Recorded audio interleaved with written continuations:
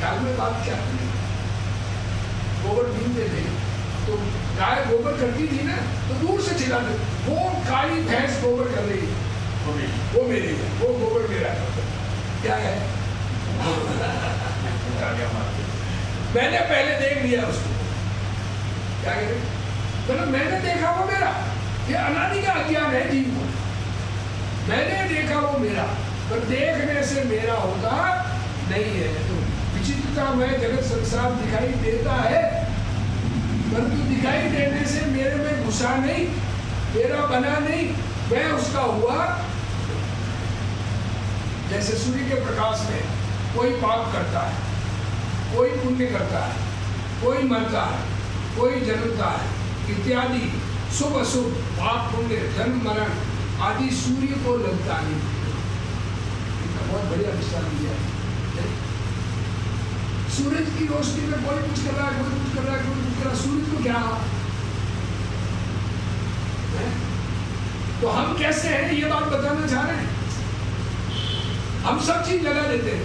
कोई बोले फलान चंदी बदमाश है तो ये मुझे कहा गया है, अरे वो बोला है, ज्ञान में आ गया ना, उससे मेरा क्या बिगाड़ हुआ? ये दृष्टि ये बननी है, ये कहना चाह रहे हैं। तो क्या कह रहे हैं? जन्म मरण आदि सूर्य को लगता नहीं, और यह जन्म मरण पाप पुण्य तन में ही होता नहीं। सूर्य को वो लगता नहीं और सूर्य उसमें होता नहीं। वैसे ही सम्यक ज्ञान में स्वानुभव सूर्य के प्रकाश में पाप पुण्य जन्म मरण कर्म आदि शुभ अशुभ होते हैं, उनका फल और मूलाधिक वह सम्यक ज्ञानमयी स्वभाव सूर्य को पहुंचता नहीं, तन्मय होता।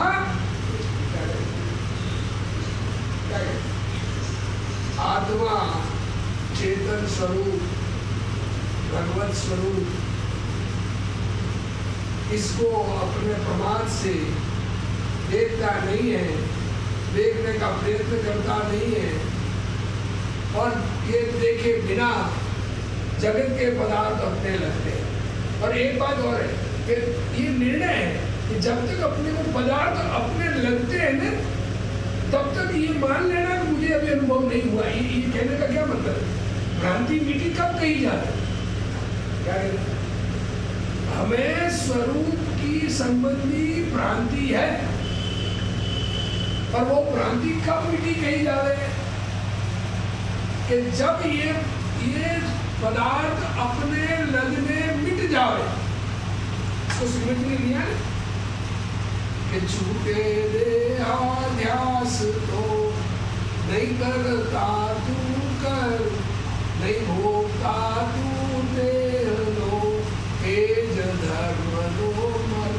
क्या कहा? ये शरीर में आत्मबुद्धि छूट गई तो कर्मों के करता भी नहीं, भोगता भी नहीं।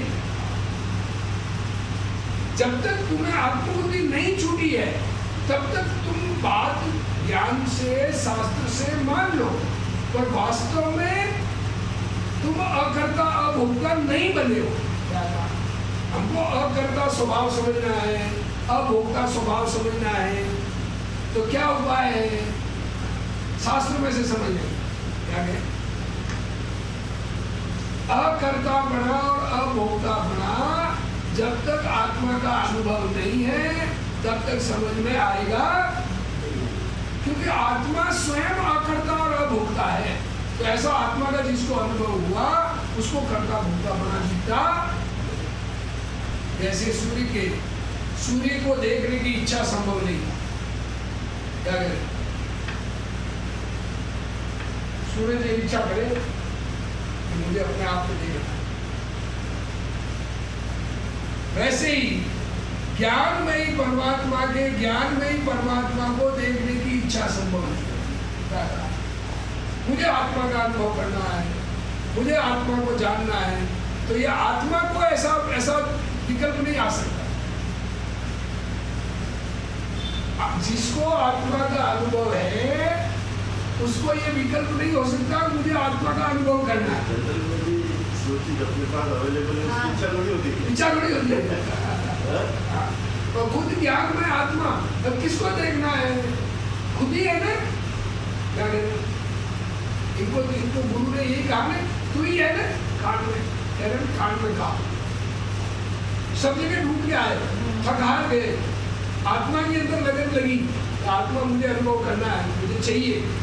तो गुरु के पास फिर गए कि मेरे तो मिलता नहीं है, सारी दुनिया ढूंढ ली। तो कहाँ ढूंढता है? तू खुद ही है ना। उनको सिद्ध परमेश्वरी की पूजा, उससे शुरुआत और आत्मा अनुभव हुआ, तब उस सिद्ध परमेश्वरी की पूजा की सफलता। क्या कहते हैं?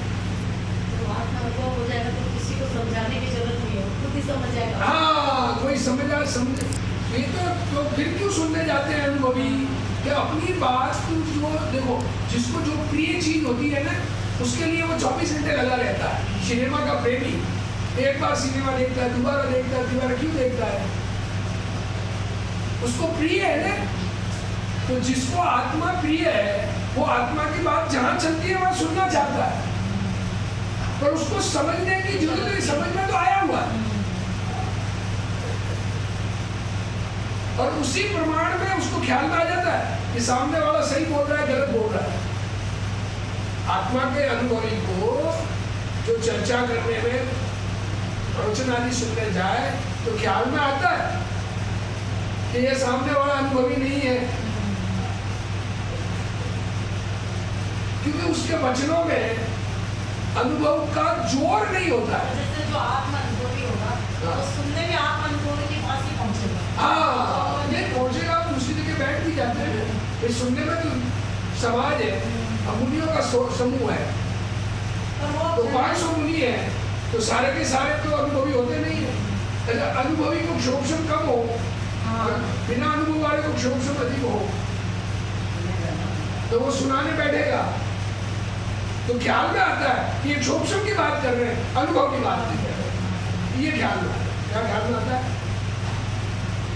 कोई क्रिया कांड की बात करता है, कोई क्षोभन की बात कर रहा है। क्या कहते हैं?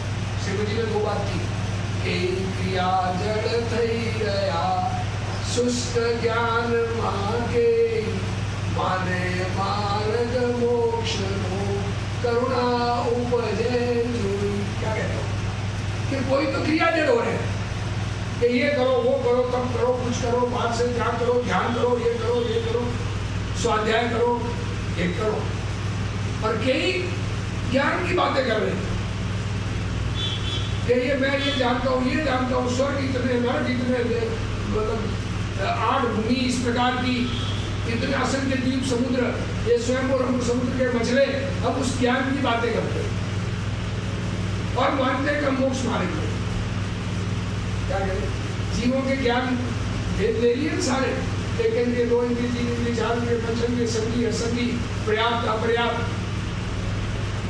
ऐसे 14 जीव स्थान, फिर मार्गना स्थान। पहले बोले गति 4, दूसरे बोले जाति 5। ये सारे याद कर लिए, पर आत्मा की समझ नहीं हो तो कल्याण होता जैसे अब है। सूर्य के देखने की इच्छा संभव नहीं, उसी प्रकार ज्ञानमयी परमात्मा को देखने की इच्छा संभव नहीं। जैसे धोबी निर्मल जल से भरे हुए तालाब में कपड़ा धोता है, उसे प्यास लगने पर वह मूर्ख धोबी विचार करता है, ये 2 वस्त्र धोने के बाद जल पीना क्या अच्छा है।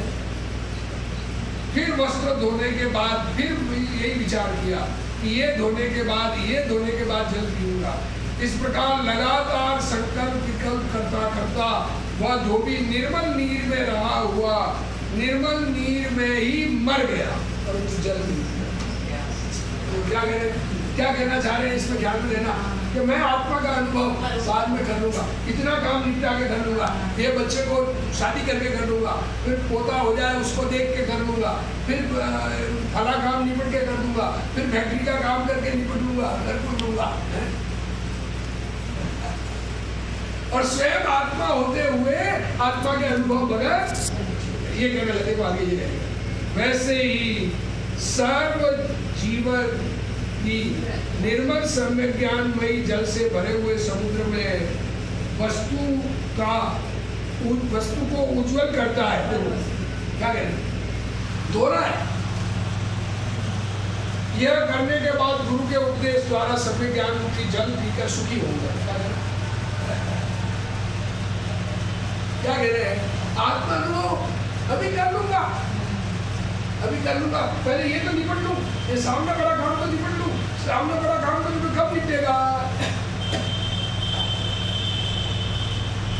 पानी धोबी के सामने पर पिया नहीं, ये इतने कपड़े धोके फिर पीता हूँ, इतने कपड़े धोके पीता हूँ, वो प्यासा ही मर गया। वैसे ही देखो समुद्र में पर वस्तु उज्जवल करता है, यह करने के बाद गुरु के उपदेश द्वारा सम्यक ज्ञान रूपी जल पीकर सुखी होऊंगा, यह करने के बाद सम्यक ज्ञान में जल गुरु के उपदेश से पीऊंगा। ऐसे करते करते मरकर कहां से कहां चला जाता है।